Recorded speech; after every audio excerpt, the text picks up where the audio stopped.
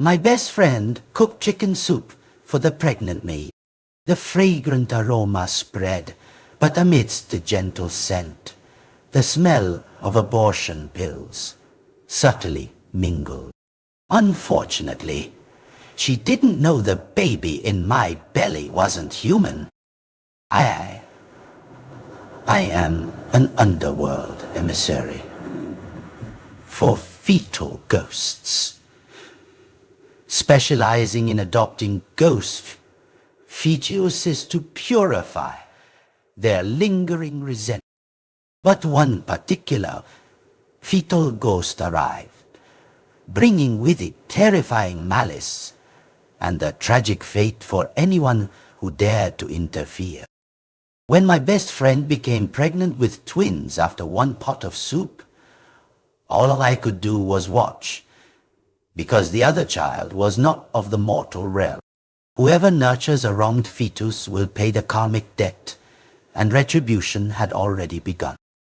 "I'm pregnant," my best friend Diana explained, carrying a whole chicken, saying she'd cook me chicken soup. But her eyes flashed with a hint of resentment. And sure enough, I detected the scent of abortion pills in the soup. She didn't know I was an underworld emissary for fetal ghosts. The fetus in my womb couldn't be aborted. If she became entangled in this karma, the baby would surely transfer to her. I was about to settle down to watch a good movie when I suddenly received a notification. Pregnancy successfully completed. No normal child could coexist in the same womb as a fetal ghost. So what was the second child? I knew a group of friends for mothers-to-be. Diana was, of course, the most active member, sharing pregnancy and childcare tips, possessing more knowledge than even seasoned mothers. Once, a member announced her successful pregnancy, excitedly handing out red envelopes. The whole group congratulated her. Good fortune, emojis flying thick and fast, but I alone didn't receive any blessings. I was dragged into this group for no reason. People are so strange. What's there to celebrate about being pregnant? Diana messaged me privately, complaining, "Those women keep asking for my secrets, and then, once they're pregnant, they act like ice queens." I comforted her. "Just let nature take its course." She sighed. "My husband's family has had only single male heirs for generations. I absolutely have to give birth to a son. But every method I've tried has failed." I suggested, "What about IVF?" She shook her head. "My husband's family is very traditional. They won't accept a test tube baby." Oh, if humans can't even accept test tube babies, what's an underworld emissary like me supposed to do? That's right. I'm not an ordinary human. I'm an underworld emissary. Simply put, I was already dead. But due to a special reason, I couldn't reincarnate. So King Yama assigned me a job. King Yama reviewed my fate and declared you are suitable to be a ghost mother. Ghost mother sounds pretty impressive. Can I control demons and monsters? King Yama shook his head. Not like that. The fetuses who died unjustly in the mortal world, some with abundant blessings but a short lifespan, will be born through a ghost mother to purify their grievances, and only then can they be reborn. My face darkened. Doesn't that make me an incubator for a bunch of fetal ghosts? King Yama quickly cajoled hard work, generous raises and bonuses at the end of the year. Each fetal ghost will help you increase your spiritual power. No loss there. I reluctantly nodded. No one in the mortal realm burns Joss paper for me. If King Yama doesn't keep his word next year, I'll pluck out all his whiskers, showing no respect for gods or spirits. That day, I was lying on the couch, watching TV, and gnawing on a chicken leg, when the phone from the Underworld rang. Hello, Xiao Xiao. A fetal ghost is being transferred today. You'll take it, okay? Good heavens. I'd only been enjoying the mortal realm for a week, and already had to get to work. This fetal ghost has extremely heavy resentment. It needs your spiritual power to suppress and purify it. The fetus will be full-term in 3 months. Keep up the good work. The signal was weak, and the call dropped. Before I could even argue, King Yama had hung up. As soon as the call ended, the room temperature plummeted to 80 C. For an Underworld Emissary, I found it cool and comfortable. The light flickered out, a cold wind swept in, and the tiny dark shadow slowly approached. It was the fetal ghost. Fetal ghosts can't speak to humans, but they can communicate with Underworld emissaries. Its head emitted a black aura like a mushroom cloud. It must have been treated brutally when it was alive. You're my mother. The fetal ghost initially demanded revenge. I threatened that anyone who dared to interfere with karma would be thrown into a cauldron of boiling oil in the darkest hell. The fetal ghost roared. Shut up! After a struggle, it reluctantly crawled into my belly. A bluish-black mark gradually appeared on my lower abdomen. Invisible to ordinary eyes, this little devil's resentment was truly intense. Carrying a fetal ghost was just like being human. I could eat and sleep. That day, Diana invited me out. I patted my flat stomach. The fetus inside hadn't stirred at all. Diana, sensitive as she was, asked, "Are you pregnant?" I couldn't lie. I nodded. Diana shrieked like a chicken whose throat had been slit. Half an hour later, my door was pounded on. She grabbed my hand, grinning, but her eyes were cold as ice. Xiao Xiao, you treat me like a friend, yet you hide your pregnancy? Look, I don't even have a boyfriend yet. Where did your baby come from? Are you hiding an old man in your belly? Should I really tell her this was a work assignment? Diana turned away, her voice full of envy. You're so lucky. You're the only one of us who's pregnant now. I'm so pathetic. What was there to be envious of? You'll have children sooner or later. Looking at Diana's full fertility zone on her face, she would surely get pregnant soon. She nodded silently. The next day, she brought a chicken, saying she'd cook me nourishing soup. Xiao Xiao, you don't know how to take care of yourself. It would be terrible if the baby didn't get enough nutrients. I heard the child in my belly let out a cold snort. It's fine, you don't need any nutrients. The constant flow of resentment into my body is its best food. All right, just sit still. Let me go to the kitchen and cook chicken soup for you.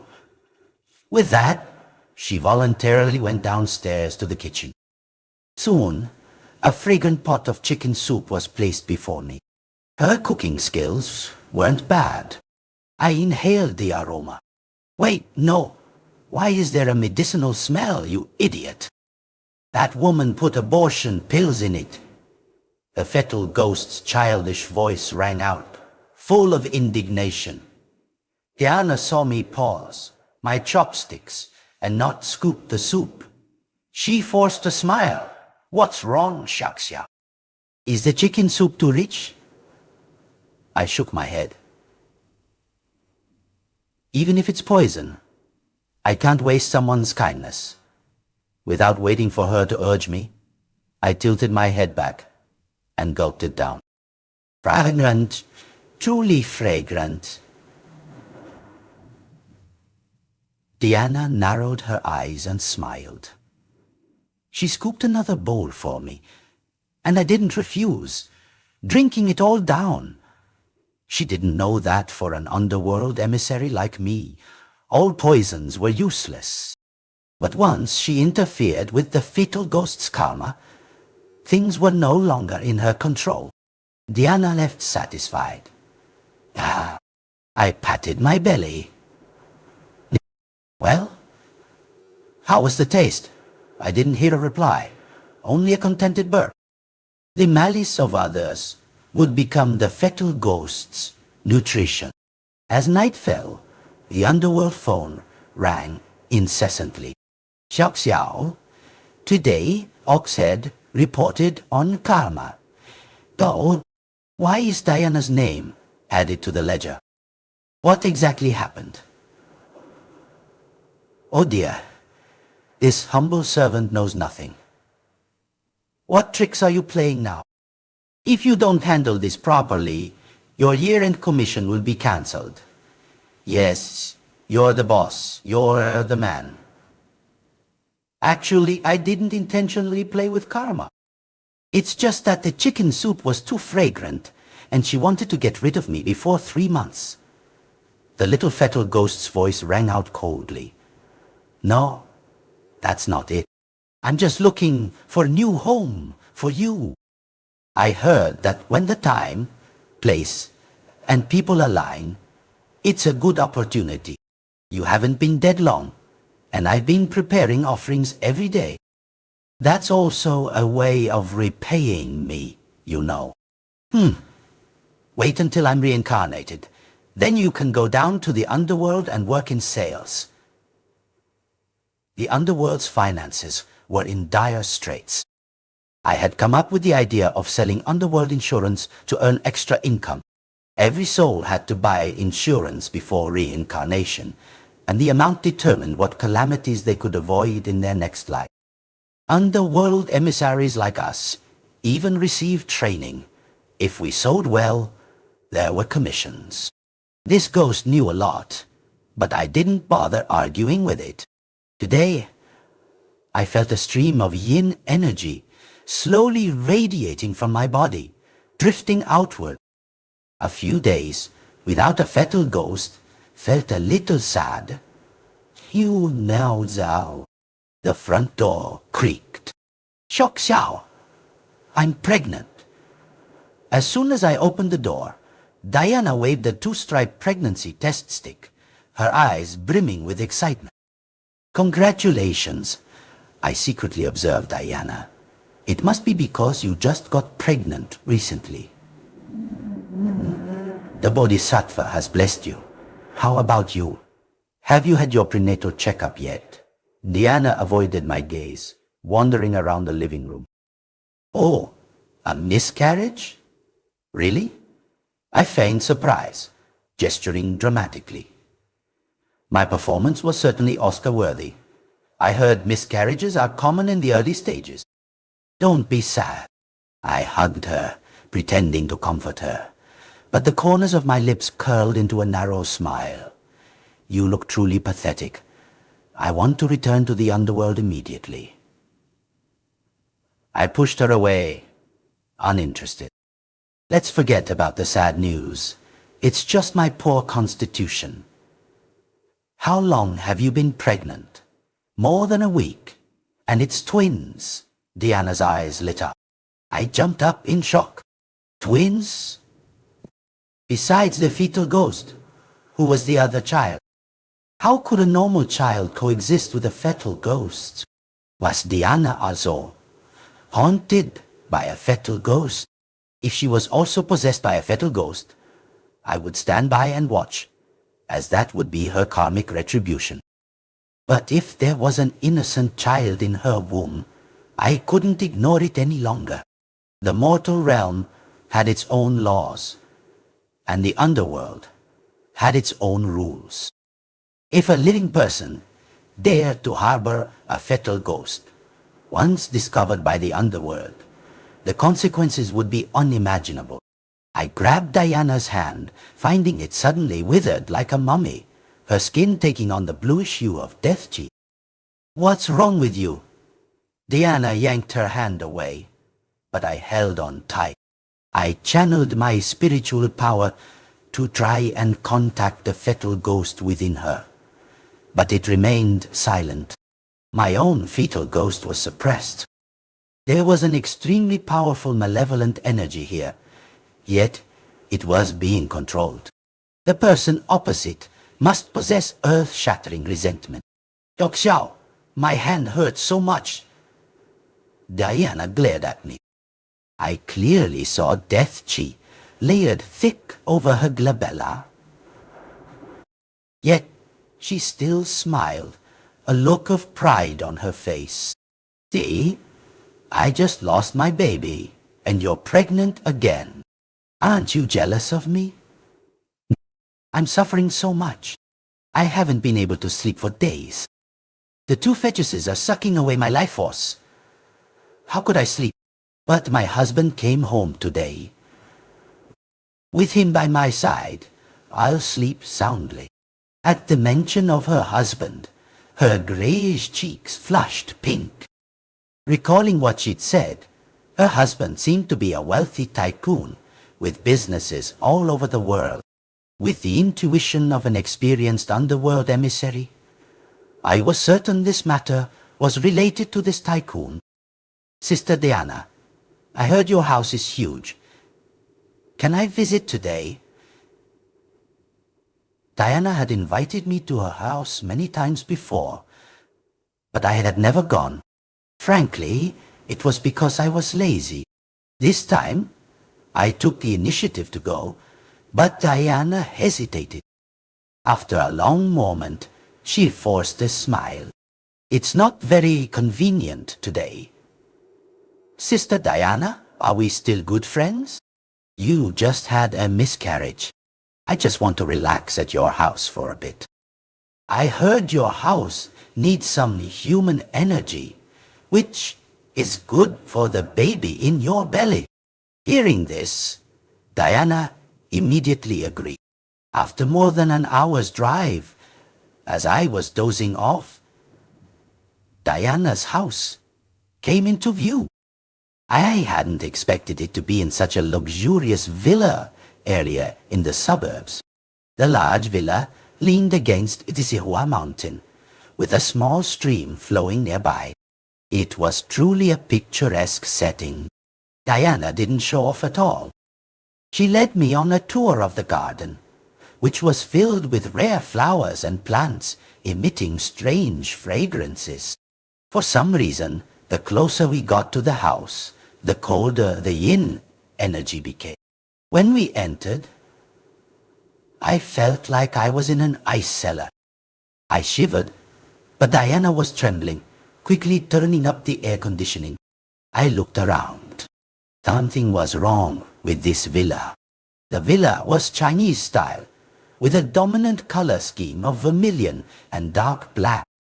Although the interior was luxurious, the expansive hall gave off a gloomy vibe, especially the spiral staircase leading to the second floor in the center of the room. The handrail was made of premium willow wood. Instead of a crystal chandelier like ordinary wealthy homes, a red glass lantern hung in the middle of the staircase, emitting a strange deep red light. What surprised me even more was that there wasn't a single maid in the house. The entire villa was eerily quiet, as if deserted. Diana probably noticed my suspicion. "Xiao Xiao, my husband hired a famous designer for this house. What do you think?" Good thing I'm not a normal human. Otherwise, I would have panicked and run out the door as soon as I entered. "Why are there no maids in the house?" "How do you clean such a big house?" I asked intentionally. "Someone comes to clean every week." My husband doesn't like strangers staying in the house for long. So, I'm the only one who cooks daily. Oh, so what about today? My husband just came back. I also wanted to invite someone to keep me company.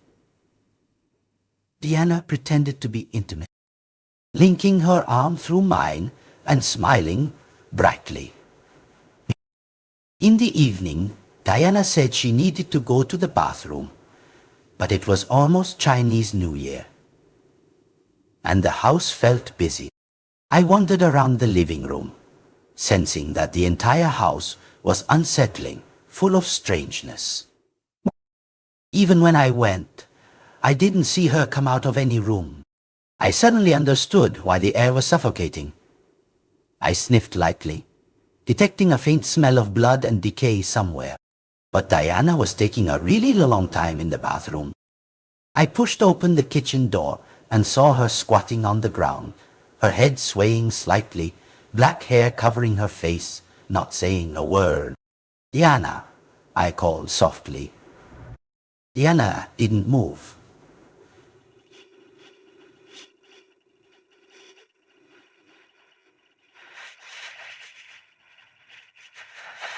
I slowly approached. Suddenly, she turned her head towards me at a bizarre angle, her mouth stuffed with raw meat, fresh blood dripping from the corners of her lips, her deep black eyes like a wild beast on the hunt. Her belly heaved, and I could see a bluish-black hand stirring beneath her thin skin. It was the fetal ghost controlling Diana. It seemed it was still the nameless fetal ghost. I bit my tongue, dripping a drop of blood onto the crown of Diana's head. She suddenly convulsed violently, then slowly opened her eyes. Seeing the scene before her, Diana screamed piercingly and fainted. I grabbed her wrist, channeling my energy to try and communicate with the fetal ghost, but it remained silent. I had no choice but to take her back to her room and pick a guest room to rest. Logically, I shouldn't care about Diana's life or death, especially since she wanted to harm me. But the fatal ghost in her womb was too powerful. It wasn't something cultivated by humans. And this matter fell within my work responsibilities. For the sake of my year-end performance review, I thought about it for a long time and then drifted off to sleep. In my dream, memories of a past life resurfaced. It was a time of famine, with corpses scattered across the fields. My father led me to search for food. There wasn't even rotten firewood left on the mountain, but I smelled roasted meat. My sense of smell was extremely sharp. Following the scent, we arrived at a cave with a fire, where a ragged man was roasting something. I swallowed, gently tapping his shoulder. "Uncle, could I have a little?" He turned his head abruptly, revealing a face that would haunt me for the rest of my life. I snapped my eyes open. Before me was Diana's magnified face, staring at me with a grotesque smile. Even as an Underworld Emissary, I was startled. "Kak Xiao," a childish voice emanated from her mouth, tender yet eerie. Diana stood before me in a white nightgown, holding a half-burnt white candle. The candlelight illuminated her pale, purplish face. "Who are you? Why are you clinging to Diana?" Diana let out a strange, childish laugh that echoed in the silent villa, making it even more chilling. "I am Liang Yajun. You are from the cycle of rebirth." "Who is that person?" Diana's pupilless eyes stared blankly at me for a moment. Then her stiff neck gestured towards the door. I knew it was telling me to follow. The villa was pitch black, lit only by the flickering candle. After a short walk, it led me to the basement. It lightly waved its hand, and the heavy basement door opened by itself. Descending the long staircase, we entered the basement, where candles were lit everywhere, revealing the entire scene. In the center of the basement was a golden coffin, surrounded by shallow trenches filled with dark blood, teeming with black insects. Even as an experienced underworld emissary, I was startled. Diana, holding the candle, walked around the coffin. Suddenly, a tear from her left eye fell into the stream of blood. The blood immediately boiled like water. "Go in!" The childish voice, hoarse and thick, resonated. "If you want to, go in and see what's inside the coffin." Emotionless, Diana came up behind me and pushed me. I stepped over the trench and easily pushed open the lid of the golden coffin. Inside lay a female corpse, beautiful as a painting, with skin as smooth as jade, looking more asleep than dead. The strangest thing was that her face was identical to Diana's, but fuller, with plump cheeks and dimples. The woman wore a shongzam embroidered with peach blossoms, lace silk gloves, and a veiled hat with leather shoes on her feet. Clearly not modern attire. By my calculations, it had been nearly 100 years, yet the corpse remained inexplicably undecomposed. The coffin was tightly sealed. Who was this woman? Why was she buried under the villa? What did it have to do with Diana's husband? Diana suddenly collapsed to the ground, black cheese swirling in her belly, being awakened. The familiar voice of the little ghost rang out. "That damned kid, I finally subdued it. It's been suffocating me for days. You're a little ghost too. Don't remind me." Encountering such a resentful evil spirit is truly unlucky. Did you find anything out? It's a long story. Hey, are you my subordinate? When I reincarnate, I'll tell Kinyama to put you in a good family. The little ghost hesitated, then mimicked an adult's voice. Possess her, and you'll know everything. Hurry, her husband is coming back. It was the first time I'd been ordered around by a little ghost, and my heart churned. I chanted a spell, channeling my energy into Diana. In a flash, we became one. As an underworld emissary, I could see past lives. Opening my eyes, I found myself sitting before a mirror with a charming face and dimples. "Sister! Sister!" Jiruo, my sister, who looked 80% like me, ran in. "You're 18 and still as mischievous as a child," I teased her. "Do you want to hear the good news or the bad news first?" "Good news first. Father has accepted Brother Lang's proposal." "Really?" I jumped up, my heart pounding. "And the bad news? Father wants Brother Liang to be a live-in son-in-law." I never imagined that Liang Yajun, that handsome man, would agree to be a live-in son-in-law for me. For a man, this was a great humiliation. Yajun hugged me and whispered, "For you, I would give up everything as long as we can be together." I hugged him, listening to his heartbeat, filled with happiness, believing I had found my safe harbor. "We must be together for life." "No, I love you more than life itself." His fervent gaze captivated me. "We will be together for countless lifetimes." At that time, I didn't know that the most loving vow when it turned into a curse, would be the beginning of a nightmare. After finishing my studies, I followed my father into business. Because Liang Yayun joined the Tang family's business, my father treated him like a half-son, teaching him all the business experience he had accumulated over decades.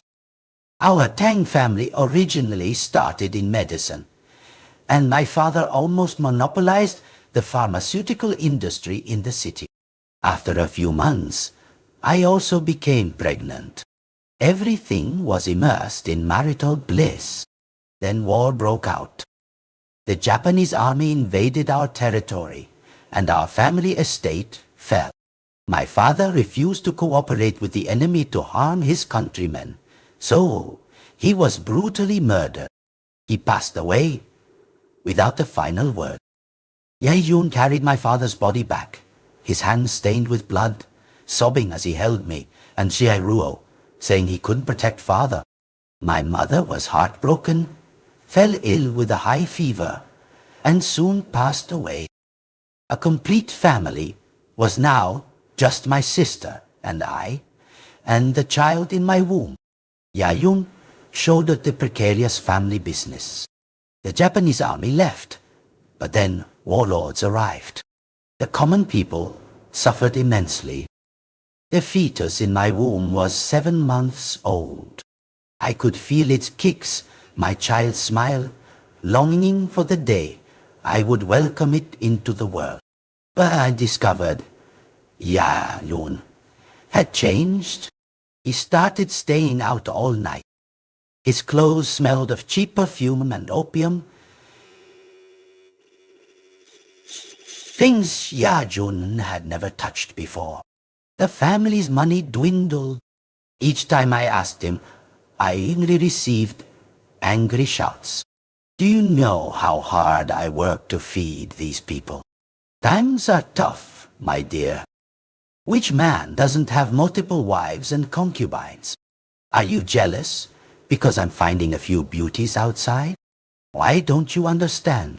If it weren't for me, this entire family would have died at the hands of the warlords.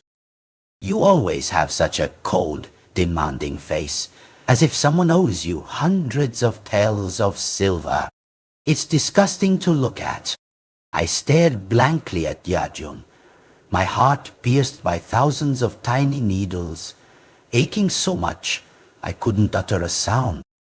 Is this truly the Liang Yajun of yesteryear, who swore undying love and promised to face life and death? More terrifying still, I discovered he secretly entered Rio's room in the middle of the night. Following him, I saw Ruo's bedroom door slightly ajar, leaving a small gap. The scene before me twisted my heart. Ruo, wearing a thin silk nightgown, was sitting across Liang Yajun's lap. Though Chu, his arm was around her slender waist, whispering words he used to reserve only for me. From this angle, I could only see Ruo's expression, her youthful face flushed, giggling charmingly at his sweet words, her dark hair cascading over his shoulder. She even playfully punished him by gently biting his neck. My love, everyone has always praised my sister's beauty and poise. Tell me, or her, how can that old-fashioned, dull sister of yours compare to a fraction of your charm? Oh, you're so mean. Ruo playfully hit him, giggling. What if she finds out? It would be great if she found out. Then both sisters could serve me like empresses and queens of old. You truly dream big. Yajun seemed unable to bear it any longer. Tearing her nightgown, I dared not watch further, my stomach churning as I stumbled back to my room, my soul in disarray. My heart ached so much that I had no tears. My eyes were dry. I wiped my cheek and realized I was bleeding. Miss. One was my biological sister, whom I had cherished since childhood. The other was the man I thought I would lean on for life. The two people I loved most had betrayed me. It felt like 1,000 daggers plunging into my body. Liang Yajun, where are you taking me? I tried to escape, but was caught by Yadun, who bound me tightly and took me to an old house in the suburbs. The house reeked of blood and decay, covered in talismans, and in the center stood a golden coffin. I didn't understand his intentions, only that Yajun now resembled a demon. He tied me to a chair, his eager lips searching for mine. But I vehemently avoided him. I spat in his face, my eyes burning with rage. Liang Yajun, you beast, what do you want to do? Before, your words were sweet, but now you're doing such vile things with Jairuo. Aren't you the most contemptible, despicable man? I don't deserve to be called such by you, Ruiwan. I love you. But give me some time. I'm a man after all. Yajun knelt, his once handsome face now twisted in horror. What do you want? I'm carrying your child. I know. Listen to me. I found a somewhat sinister secret method that can revive the Tang family's business and bring us mountains of gold, seas of silver, and blessings for 100 generations. Yeah, Yun raised a blood-stained knife. In the candlelight, I saw my own image trembling with fear. What are you going to do? No, I only need you. I need our child. Yajun's eyes flashed with fierce light, and the sharp blade plunged straight into my belly. I'm 7 months pregnant. My scream mingled with fresh blood. My soul ripped from my body. My child, unborn, was just a purple lump of flesh, whimpering weakly like a kitten in Yajun's hand, like a bleeding heart. In my spirit form, I furiously wanted to tear this demon apart. But my intangible body passed through him. I could only watch in despair as he wrapped the baby in red cloth and handed it to a Taoist priest. I drifted hazily on the ceiling of the house, watching them cut open my belly with needle and thread, dress me in my wedding gown, even applying exquisite makeup. Then they drove red nails through my hands and feet, sealing me into the golden coffin covered in talismans, and brought me down to the pitch-black basement. The incantations on the coffin would bind my soul. I would never be able to reincarnate, wandering this place for all eternity. I didn't understand why Yajun hated me so much. He must have been terrified of me.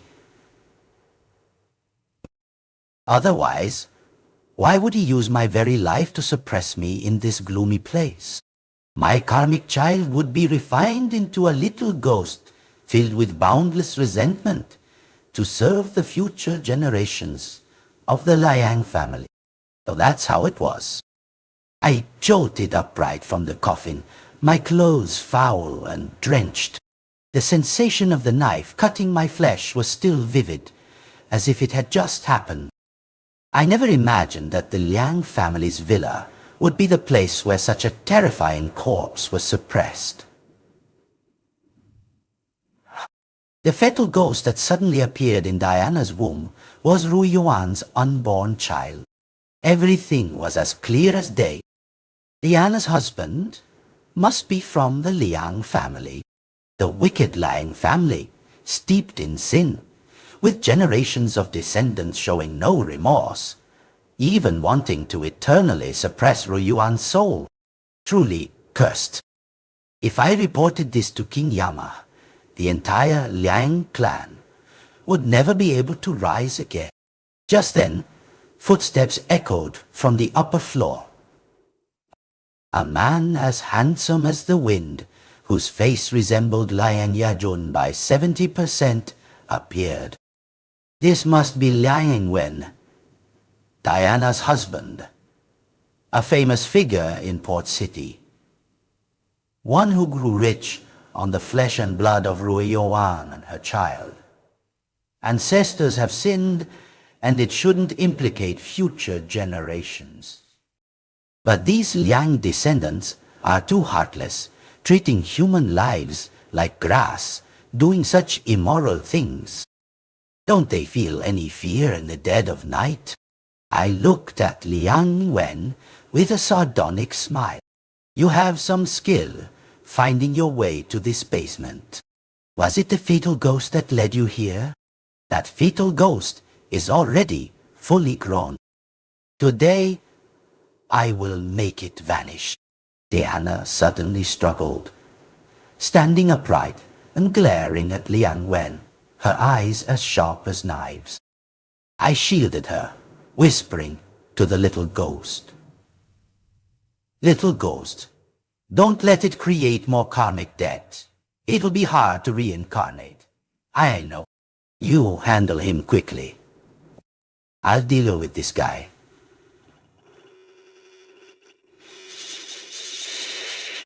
You go exterminate those insects in the trenches. They specialize in eating souls. I rolled up my sleeves. It had been a long time since I'd met such a beastly human that made my blood boil. Suddenly, Liang Wen swiftly drew a gun and aimed it at my head. It's been a long time since I've seen a mortal's gun. You know our secret? Don't even think about leaving this room alive. But I'm already dead. Bang! A resounding shot. Liang Wen stood there like a ghost. The bullet pierced through my head and lodged in the wall. Not a drop of blood. My head didn't even flinch. At this point, Liang Wen was frantic. Who are you? I bared my teeth in a ghastly smile. I am King Yama, come to claim your life. My fingernails elongated as if alive, reaching out to choke him. Each time he was about to suffocate, I would loosen my grip. I repeated this more than a dozen times until his eyes bulged. Then I let go.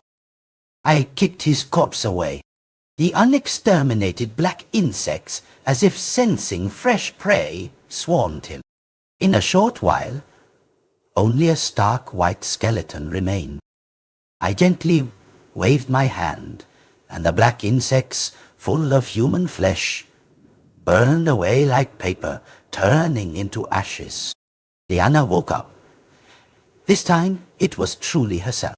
Seeing the scene in the basement, she shrieked hysterically. Where's my husband? Seeing her husband's clothes on me, she tugged at my hand, asking frantically, He's dead. What?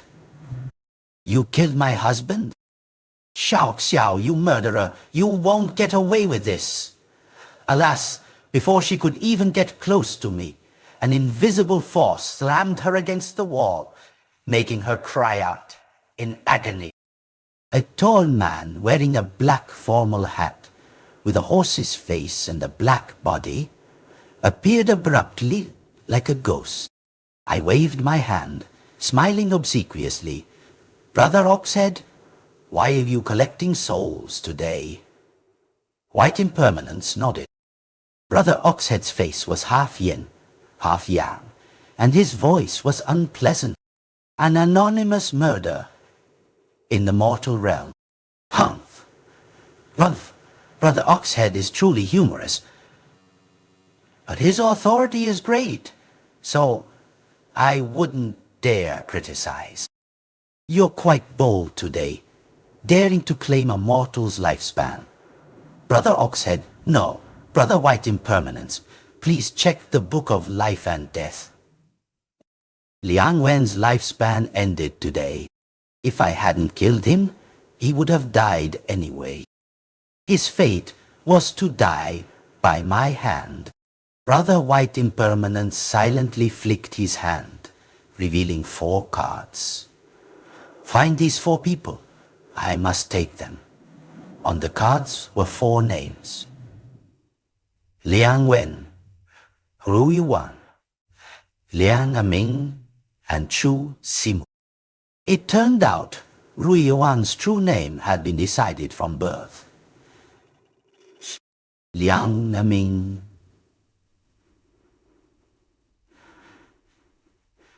Liang Ming sounds nice. Chu Simu must be the little ghost's name. For something so hot-tempered, it had such a refined name.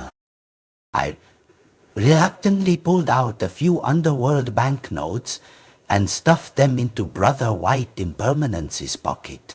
Brother White Impermanence, please do me a favor. Allow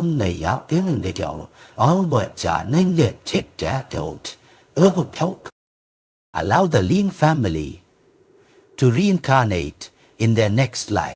White Impermanence gritted his teeth, took the money, and immediately incinerated it with fire. No, don't burn it. That's my commission. Xiao Xiao, stop joking. Can you be a little serious? When was I ever serious? White Impermanence shook his head, looking exasperated, as if at a useless child. He seemed unwilling to stay for another moment. He locked the souls of the 4 and prepared to leave immediately. As a fragmented piece of Ru Yuan's soul passed by me, I heard her gently and softly say, Xiao Xiao, thank you. White Impermanence left as quickly as he arrived, leaving a mess for me to deal with. Diana cowered in the corner, seemingly frightened into madness by the recent events. I didn't hesitate to give her a kick. Xiao Xiao, save me! I don't want to die! Diana burst into tears on the spot. Don't worry, no one will kill you. Even though she intended to harm others, her mistake was partially compensated by indirectly helping Ru Yuan, considered a small redemption. But from now on, she would be parasitized by a fetal ghost and enveloped in defiled qi. The rest of her life would not be peaceful. Diana stared at me, then suddenly cried and laughed. Ha ha ha ha! Xiao Xiao, you're jealous because I can give birth to a son, aren't you? You can't give birth, that's why you're envious. I just got pregnant and it's twins. I'm twice as good as you. I'll give birth to them, my sons. I pouted and had no choice but to take Diana to a mental hospital. After dealing with matters in the mortal realm, I returned to the underworld to report my year-end work to King Yama. King Yama was up to date with trends, very innovative in his thinking, even applying the mortal realm's 996 work system down here. After my report, I cautiously looked at him, afraid of having my salary docked. To my surprise, King Yama looked at me with a benevolent gaze, even winking. Xiao Xiao, you have eliminated evil in the mortal realm and performed great service for the 3 realms. I will record it in your book of merits. Rest assured, keep up the good work. I will not forget your contributions. King Yama, what about my year-end bonus and those work assignments? I looked at him eagerly. It was the end of the year, and I also wanted to buy a house in King Yama's palace to settle down. After all, no one was burning a house for me. Well, that naturally depends on revenue. If you meet the quota, rewards will not be lacking. As King Yama was still drawing up a grand plan, a fellow Underworld Emissary of the same rank ran over to me, boasting, "Xiao Xiao, someone burned a house for you." "What?" I almost leaped for joy. My colleague dragged me to see, and indeed, a super luxurious villa and a stack of paper money had been burned for me. I'm rich, but I had no relatives left in the mortal realm. Who could have burned it for me? I boasted everywhere about my luxurious villa. The residents of the underworld looked at me as if I were a plague, getting a headache just seeing my face. White impermanence, dressed in black, approached, holding a black whip. I never understood why this guy always dressed in black, to look cool. "Brother White Impermanence," I greeted him cheerfully. He hesitated. "Go down to the 18th level of hell and see." The 18th level was where the souls of evil demons and spirits with grave sins were imprisoned. There were all sorts of tortures, punishing those who were wicked in life. From the 1st to the 18th level, one had to go through all the punishments to reach the final level, enduring the most brutal torments. I rarely went to the 18th level, because the devils there were all fierce, and the underworld emissaries guarding them were also full of malevolent energy with violent temperaments. White Impermanence led me to the 18th level of hell. I saw the descendants of the Liang family there. One underworld emissary was pulling out a tongue. Another threw a devil into a cauldron of oil, while others used whips to drive them up a mountain of knives. Going down to the 18th level meant being exempt from punishments on the upper levels. Conversely, if one didn't endure all the tortures, they would suffer ceaselessly for all eternity. It turned out that Liang Yajun's soul had been captured by King Yama long ago, doomed to eternal torment in this hell. I never thought Brother Oxhead had such a generous heart. White Impermanence blushed at my praise. This guy was tough-mouthed, but soft-hearted. I'd been in the underworld for so long that I craved KFC from the mortal realm. While King Yama was away, I secretly snuck up to the mortal realm. The golden sun shone brightly. The human world was truly beautiful. Chewing on a burger, sipping a drink, and eating fries. Life was truly fulfilling. There were two students in the store, fumbling at the order counter. One demanded a chicken burger, the other a pork cutlet burger, noisily ordering all sorts of things. The shop was packed with people. The two children saw my table was empty and ran over, their eyes sparkling adorably. "Sister, can we share your table?" I nodded. The two children drank their drinks, one eating a chicken burger, the other devouring a pork cutlet. Halfway through their meal, the curly-haired boy looked up and asked me, "Sister, have we met somewhere before? You look so familiar." This little kid was already flirting at such a young age. You look familiar too," the other boy said, his mouth full of burger, his words unclear. "Leo, Finn, stop babbling." An elegantly dressed woman approached, her face gentle. "I'm so sorry, ma'am. These two are too mischievous." I smiled and shook my head. "Let's go home now." "How were your assignments today?" The woman tenderly wiped the children's hands. then held their hands and led them out into the sunlight.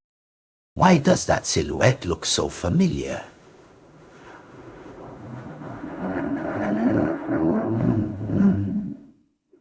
Rita smiled faintly, resilient, elegant, gentle, like a Louis. I hope she has a blessed life this time, and that little ghost